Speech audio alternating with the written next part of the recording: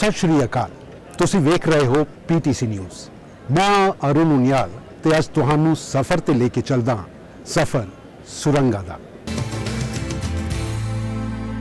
लेह तक पहुंचना देशवासियों ਲਈ हमेशा दिक्कत भरिया रहा। 6 महीने देश तो कटे रहने वाली लाहौल घाटी लाशा दे मैदान वंजों भी बदनाम है। लेह लद्दाख तक देशवासियों की पहुंच हमेशा परेशानी भरी रही है, पर हुण ना सैलानियों नूं लेह लद्दाख पहुंचण च दिक्कत आएगी ते ना भारतीय सेना लेह तो दूर रहेगी। ना 6 महीने देश तो कट्टे रहने वाली लाहौल घाटी नूं लाशां दे ढेर दा खौफ रहेगा। जे सब कुछ ठीक रहा तो रोहतांग टनल दूरियां ते खौफ दोवें घटा देगी। नवे सवेरे की शुरुआत होएगी। जी हाँ, गल हो रही है हिमाचल च बनने वाली रोहतांग सुरंग की। वो सुरंग जो पिछले 6 सालों तो सेना दे सब तो जीनियस इंजीनियर बना रहे ने। 8 किलोमीटर ते 800 मीटर लंबी लाहौल टनल हिमालय के बर्फीले पहाड़ों का सीना चीर के बनाई जा रही है। समुंदर के तले तो 10,000 फुट की ऊंचाई ते बनने वाली यह सुरंग भारत ही नहीं दुनिया दीयां सब तो लंबियां सुरंगां दे विचों एक होएगी। रोहतांग टनल मनाली से लेह जाने वाली जो सड़क है उसको ऑल वेदर बनाने के लिए जो टोटल 4 टनल बननी है उनमें से ये पहली टनल है और ये चारों टनल का काम BRO को दिया गया है। रोहतांग टनल का जो कॉन्सेप्ट था एज ए कॉन्सेप्चुअल प्लान, ये 1983 में इसका फर्स्ट कॉन्सेप्ट इमर्ज हुआ था और उसके बाद इसकी फिजिबिलिटी स्टडी और जियोलॉजिकल सर्वे, देन उसके बाद CCS cabinet committee of security की अप्रूवल, ये सब होने में थोड़ा टाइम लगा और ये सब होने के बाद फाइनली जो टनल का कॉन्ट्रैक्ट कंक्लूड हुआ वो 2009 सितंबर में कंक्लूड हुआ और उसके बाद स्नोफॉल या विंटर सीजन आने की वजह से एक्चुअली में जो ग्राउंड में काम शुरू हुआ वो 2010 में शुरू हुआ। रोहतांग टनल का जो एज़ पर ओरिजिनल प्लान जो कंप्लीशन होना था वो 2015 में होना था, लेकिन 2012 के शुरू में हमें सेरी नाला के नीचे से जब टनल गुज़र रही थी तो एक अनएक्सपेक्टेड वाटर इनग्रेस उसमें आया और बहुत सारा मक फ्लो हुआ, जिसकी वजह से हमें बहुत सारे एक्स्ट्रा मेजर्स लेने पड़े जो कि कॉन्ट्रैक्ट में और जो ओरिजिनल हमारी जियोलॉजिकल रिपोर्ट थी उस मैग्नीट्यूड में इसको एंटिसिपेट नहीं किया गया था। उसकी वजह से इस सेरी नाला पोर्शन को टैकल करने में हमें लगभग 3.5 साल का समय लग गया, जिसकी वजह से ये जो प्रोजेक्ट की कंप्लीशन डेट है वो 2015 से शिफ्ट होके अभी 2019 में चली गई है और हम ये उम्मीद करते हैं कि जिस स्पीड से अभी काम चल रहा है 2019 के सेकेंड हाफ में ये टनल बनकर तैयार हो जानी चाहिए। अभी इस टनल पर 2 पोर्टल से काम चल रहा है, 2 तरफ से काम चल रहा है। एक साउथ पोर्टल जो ढूंढी के पास है और एक नॉर्थ पोर्टल जो सिसु के पास है। भारतीय सेना के सब तो काबिल इंजीनियरां दी देखरेख विच बनने वाली रोहतांग सुरंग इसलिए भी खास है क्योंकि -15 डिग्री तापमान, जिथे इंसान ठीक नाल साह भी नहीं लै सकता, उत्थे भारतीय सेना का हौसला ही पिछले 6 सालों तो अपना पसीना वहा रहा है। भारतीय सेना नाल जुड़े हुए सीमा सड़क संगठन यानी BRO के जिम्मे इस टनल के निर्माण का जिम्मा है, जो लेह तक कुल 4 सुरंगा बनाएगा। रोहतांग पहला पड़ाव है। BRO का दावा है कि करीब 9 किलोमीटर लंबी लाहौल सुरंग दोवां पासियां तो नवंबर 2017 तक मिला दी जाएगी ते 2019 तक इसनूं पूरी दुनिया दे लई खोल दिता जाएगा। जवार सुरंग दे बनने दे नाल भारतीय फौज भी लेह लद्दाख तो दूर नहीं रहेगी। पीर पंजाब रेंज से पहाड़ का सीना कट के बनाई जा रही यह सुरंग दुनिया दियां सब तो लंबियां सुरंगां चों एक होवेगी। कदे एक्साई चिन विच गुआंढी चीन का वाधा दखल ते कदे कारगिल दे विच सरहद पार तो पाकिस्तान दियां नापाक हरकतां। भारत दियां सरहदां ते चीन ते पाकिस्तान वालों हमेशा ही चुनौती है।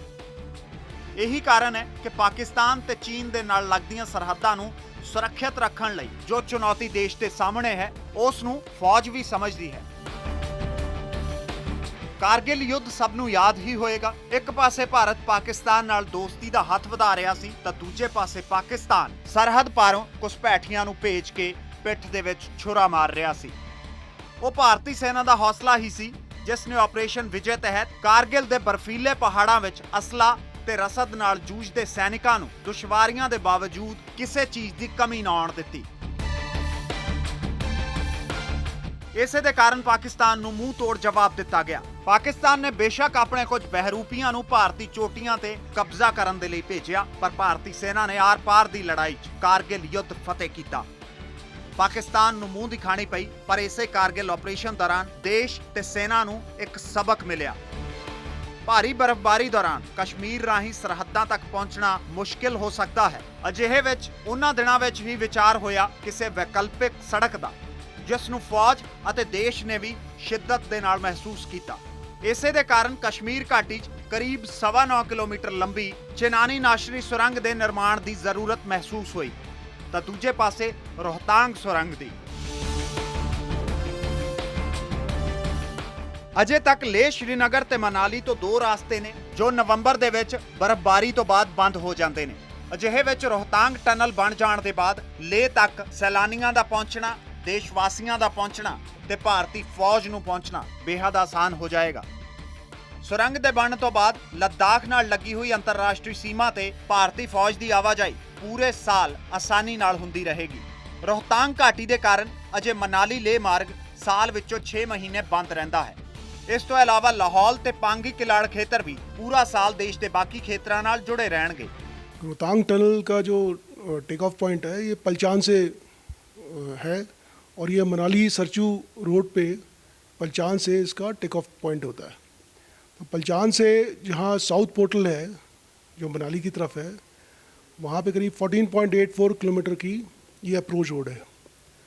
तो इसमें आप स्नो गैलरी आप बोल रहे हैं, लेकिन उसके अलावा स्नो प्रोटेक्शन स्ट्रक्चर्स हैं, स्नो ब्रिजेस हैं, डिफ्लेक्टर वॉल हैं। तो मनाली की तरफ साउथ पोर्टल की तरफ ये करीब 13 ऐसे स्ट्रक्चर्स हैं जिनमें कि 4 स्नो गैलरी हैं, एक डिफ्लेक्टर वॉल है और 8 जो है ये स्नो ब्रिजेस हैं। इसी तरह रोहतांग क्रॉस करने के बाद नॉर्थ पोर्टल साइड में मनाली ये सरचू रोड के ऊपर करीब 5 स्नो गैलरीज या स्नो प्रोटेक्शन स्ट्रक्चर्स हैं। ना जो मनाली की तरफ है इनको हम बोलते हैं मनाली साउथ पोर्टल, और जो रोहतांग पास के अक्रॉस है इनको हम कहते हैं मनाली नॉर्थ पोर्टल। ना इनका महत्व ये है कि जब एवलांच आता है स्नोबाउंड एरिया में विंटर्स में, तो ये जो ट्रैफिक जो चल रहा है, गाड़ियों का ट्रैफिक चल रहा है, उनको प्रोटेक्शन देता है। ਇਸ ਵਿਚਲੀ ਸੜਕ ਨੂੰ 12 ਮਹੀਨੇ ਖੁੱਲੇ ਰੱਖਣ ਦੇ ਲਈ ਸਭ ਤੋਂ ਵੱਡੀ ਚੁਣੌਤੀ ਸੀ ਰੋਹਤਾਂਗ ਘਾਟੀ। ਉਹ ਘਾਟੀ ਜੋ ਭਾਰੀ ਬਰਫ਼ ਦੇ ਕਾਰਨ 6 ਮਹੀਨੇ ਸੜਕੀ ਆਵਾਜਾਈ ਰੋਕ ਦਿੰਦੀ ਹੈ। ਇਹੀ ਉਹ ਘਾਟੀ ਹੈ ਜਿਸ ਨੂੰ ਪਾਰ ਕਰਕੇ ਹਿਮਾਚਲ ਦਾ ਕਬਾਇਲੀ ਇਲਾਕਾ ਲਾਹੌਲ ਸਪੀਤੀ ਪੂਰੀ ਦੁਨੀਆ ਦੇ ਸਾਹਮਣੇ ਆਉਂਦਾ ਹੈ। ਪਰ ਸਰਦੀਆਂ ਦੇ ਮੌਸਮ 'ਚ ਭਾਰੀ ਬਰਫ਼ਬਾਰੀ ਦੇ ਚੱਲਦਿਆਂ ਰੋਹਤਾਂਗ ਘਾਟੀ ਭਾਰਤੀ ਸੈਨਾ ਦੇ ਕਦਮ ਤਾਂ ਰੋਕਦਾ ਹੀ ਹੈ, ਲਾਹੌਲ ਤੇ ਸਪੀਤੀ ਦੇ ਲੋਕਾਂ ਦੇ ਲਈ ਵੀ ਪਰੇਸ਼ਾਨੀ ਦਾ ਕਾਰਨ ਹੈ। ਇਹੀ ਕਾਰਨ ਹੈ ਕਿ ਇੱਥੋਂ ਦੇ ਮੂਲ ਨਿਵਾਸੀ ਆਪਣੀ ਭੋਟੀ ਭਾਸ਼ਾ ਦੇ ਵਿੱਚ ਰੋਹਤਾਂਗ ਘਾਟੀ ਨੂੰ ਲਾਸ਼ਾਂ ਦੀ ਘਾਟੀ ਕਹਿੰਦੇ ਨੇ। ਬਰਫ਼ਬਾਰੀ ਦੇ ਦੌਰਾਨ ਇਸ ਘਾਟੀ ਨੂੰ ਪੈਦਲ ਪਾਰ ਕਰਦੇ ਹੋਏ ਕਈ ਲੋਕਾਂ ਨੂੰ ਆਪਣੀ ਜਾਨ ਗਵਾਉਣੀ ਪਈ ਹੈ।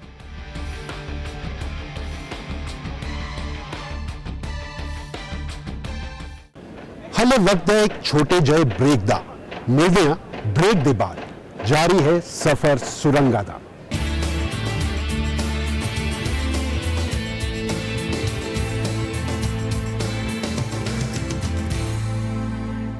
रोहतांग घाटी सुरंग दे सफर दी मुख परेशानी सी। आओ देखते हैं फौज ने किवें अपने इंजीनियरों दी मदद नाल इस परेशानी दा हल किया।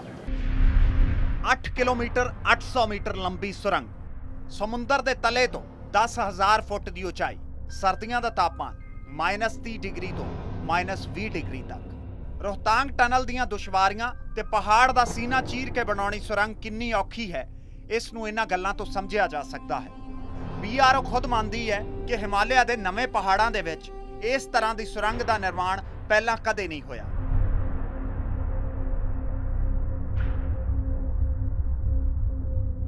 ਇਸ ਤੋਂ ਇਲਾਵਾ ਵਿਚਕਾਰਲੇ ਹਿਮਾਲਿਆ ਦੀ ਪੀਰ ਪੰਜਾਲ ਰੇਂਜ ਵਿੱਚ ਬਣਨ ਵਾਲੀ ਇਹ ਟਨਲ ਇਸ ਲਈ ਵੀ ਅਨੋਖੀ ਹੋਏਗੀ ਕਿਉਂਕਿ ਜਿਸ ਰੋਹਤਾਂਗ ਪਹਾੜੀ ਤੇ ਇਹਨੂੰ ਬਣਾਇਆ ਜਾ ਰਿਹਾ ਹੈ ਉੱਥੇ ਗਰਮੀਆਂ ਦੇ ਵਿੱਚ ਤਾਪਮਾਨ 25 ਤੋਂ 30 ਡਿਗਰੀ ਰਹਿੰਦਾ ਹੈ ਤੇ ਸਰਦੀਆਂ ਵਿੱਚ ਇਹ ਤਾਪਮਾਨ -30 ਡਿਗਰੀ ਤੋਂ -20 ਡਿਗਰੀ ਤੱਕ ਚਲਾ ਜਾਂਦਾ ਹੈ।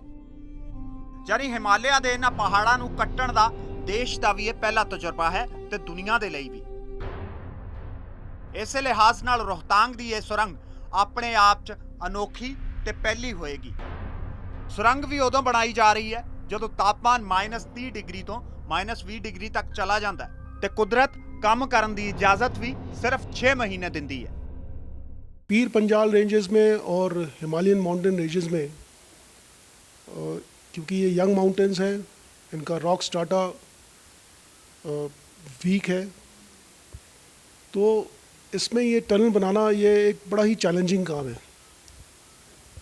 और इस नज़रिए से अगर आप देखें तो एक तरीके से ऐसे इलाके में और 10,000 फीट की ऊंचाई पर ये जो टनल बन रही है 8.8 किलोमीटर्स की, ये एक मिसाल के तौर पे ये अपनी तरह की पहली टनल होगी।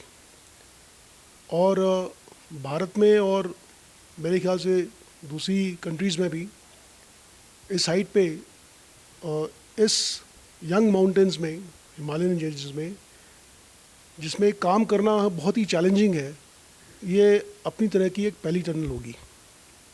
रोहतांग टनल का जब काम शुरू हुआ था उस समय ये असेसमेंट था कि, और कॉन्ट्रैक्ट भी उसी हिसाब से हुआ था कि 14,095 करोड़ में ये टनल बन जाएगी। ये 2009 की बात है और अभी इसमें इतने साल लग गए हैं। डिले आपको पता ही है कि जो हमें यहाँ पे चैलेंजेस फेस किए हैं, जो सरी नाला का पोर्शन इसको क्रॉस करने के लिए 3.5 साल लगे, तो इसकी वजह से टनल की कॉस्ट में इजाफा हुआ है।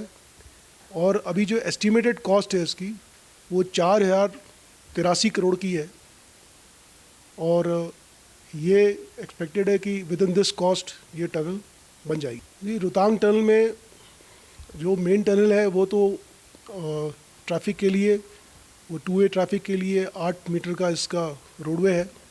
इसके अलावा मेन टनल के नीचे एक एमरजेंसी एग्ज़िट टनल भी बनाई जा रही है जिसकी चौड़ाई करीब 3.35 मीटर होगी और हाइट 2.25 मीटर।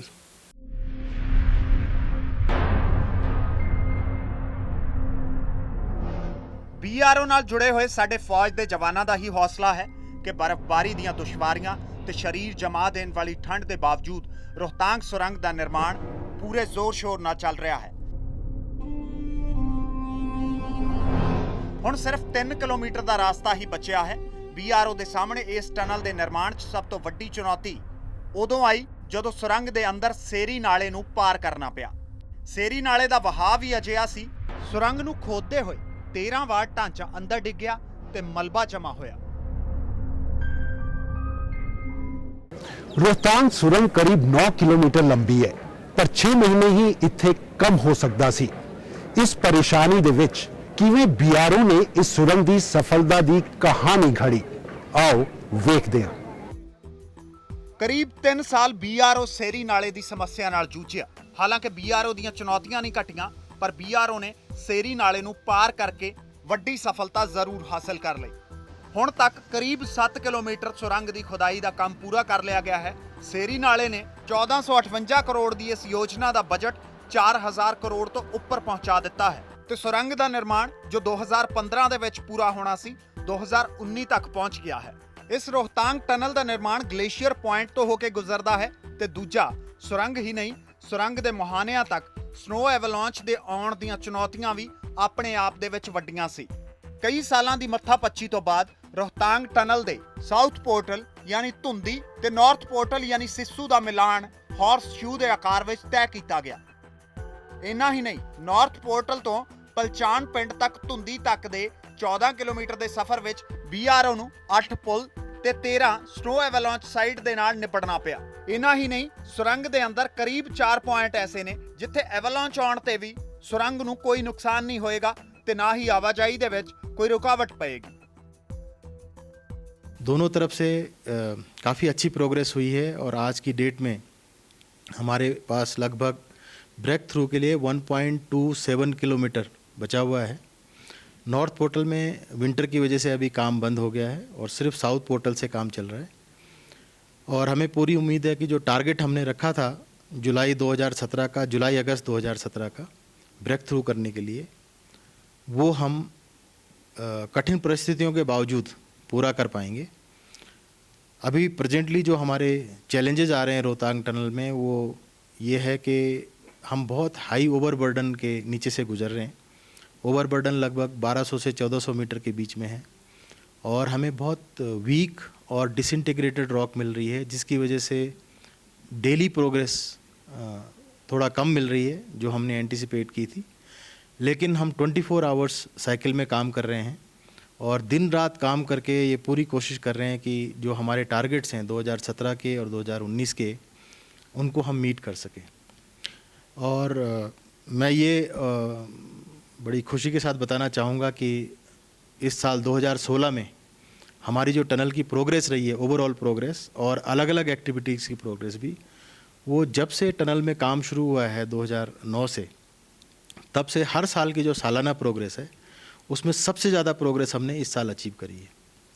देश के लिए ये रोहतांग टनल देश के लिए भी और जो ये वाला हमारा हिमाचल का इलाका है, दोनों के लिए ही बहुत महत्वपूर्ण है। देश के लिए सामरिक दृष्टि से एक बहुत ही महत्वपूर्ण टनल है, क्योंकि ये हमारे देश की सेना के लिए लेह जाने के लिए एक अल्टरनेट रूट को खोलता है, जो कि एक ऑल वेदर रूट होगा। हमें विंटर स्टॉकिंग वगैरह करने की ज़रूरत नहीं पड़ेगी। सेना ਦੇ ਜਵਾਨ ਪੂਰੀ ਸ਼ਿੱਦਤ ਦੇ ਨਾਲ ਬਰਫ਼ ਨੂੰ ਕੱਟ ਕੇ ਸੁਰੰਗ ਨਿਰਮਾਣ ਦਾ ਰਾਹ ਆਸਾਨ ਕਰਦੇ ਹੋਏ ਦਿਖਾਈ ਦਿੰਦੇ ਨੇ। ਕਿਤੇ ਸੁਰੰਗ ਦੇ ਅੰਦਰ ਸੇਰੀ ਨਾਲੇ ਦੇ ਕਰਕੇ ਭਾਰਤੀ ਫੌਜ ਦੀ ਟੀਮ ਜੂਝਦੀ ਹੋਈ ਵਿਖਦੀ ਹੈ। ਰੋਹਤਾਂਗ ਸੁਰੰਗ ਬਣਾਉਣ ਦੇ ਵਿੱਚ ਸਿਰਫ ਨਿਰਮਾਣ ਕਾਰਜ ਹੀ ਮੁੱਖ ਚੁਣੌਤੀ ਨਹੀਂ ਹੈ। 2019 ਦੇ ਵਿੱਚ ਜਦੋਂ ਇਹ ਲੋਕਾਂ ਦੇ ਲਈ ਖੋਲੀ ਜਾਏਗੀ ਤਾਂ ਸੁਰੱਖਿਆ ਤੇ ਸਮਾਨ ਆਵਾਜਾਈ ਯਕੀਨੀ ਬਣਾਉਣੀ ਵੀ ਬੇहद ਜ਼ਰੂਰੀ ਰਹੇਗੀ। ਲਾਹੌਲ ਘਾਟੀ ਦੀ 46 ਕਿਲੋਮੀਟਰ ਦੂਰੀ ਘੱਟ ਕਰਨ ਵਾਲੀ ਇਹ ਸੁਰੰਗ ਉੱਚ ਤਕਨੀਕ ਦੇ ਫਾਇਰ ਅਲਾਰਮਾਂ ਦੇ ਨਾਲ ਲੈਸ ਹੋਏਗੀ। ਸੁਰੰਗ ਦੇ ਅੰਦਰ ਪ੍ਰਦੂਸ਼ਣ ਨੂੰ ਕਾਬੂ 'ਚ ਰੱਖਣ ਲਈ ਹਾਈਟੈਕ ਚੈੱਕ ਸਿਸਟਮ ਹੋਣਗੇ। ਕਿਸੇ ਵੀ ਕੁਦਰਤੀ ਆਫਤ ਦੇ ਸਮੇਂ ਹਰੇਕ ਅੱਧੇ ਕਿਲੋਮੀਟਰ ਤੇ ਐਮਰਜੈਂਸੀ ਐਸਕੇਪ ਰੂਟ ਬਣਾਏ ਜਾਣਗੇ। ਵੈਸੇ 1860 ਦਾ ਉਹ ਸਾਲ ਸੀ ਜਦੋਂ ਮਾਰਵਿਨ ਮਿਸ਼ਨ ਨੇ ਸਭ ਤੋਂ ਪਹਿਲਾਂ ਰੋਹਤਾਂਗ ਘਾਟੀ ਦੇ ਨੇੜੇ ਇੱਕ ਸੁਰੰਗ ਬਣਾਉਣ ਦਾ ਸੁਪਨਾ ਦੇਖਿਆ ਸੀ। 1983 ਦੇ ਵਿੱਚ ਇਸ ਸੁਪਨੇ ਨੂੰ ਸਾਕਾਰ ਕਰਨ ਦੇ ਲਈ ਯੋਜਨਾ ਤੇ ਪਹਿਲ ਇੰਦਰਾ ਗਾਂਧੀ ਦੇ ਸਮੇਂ ਹੋਈ, ਪਰ ਇਸ ਤੇ ਮੋਹਰ ਲਾਈ ਅਟਲ ਬਿਹਾਰੀ ਵਾਜਪਾਈ ਸਰਕਾਰ ਨੇ। ਐਸੀ ਸਫ਼ਰ ਸੁਰੰਗ ਦਾ PTC ਨਿਊਜ਼ ਤੇ ਖਬਰਾਂ ਜਾਰੀ ਨੇ। ਤੁਸੀਂ ਬਣੇ ਰਹੋ PTC ਨਿਊਜ਼ ਦੇ ਨਾਲ।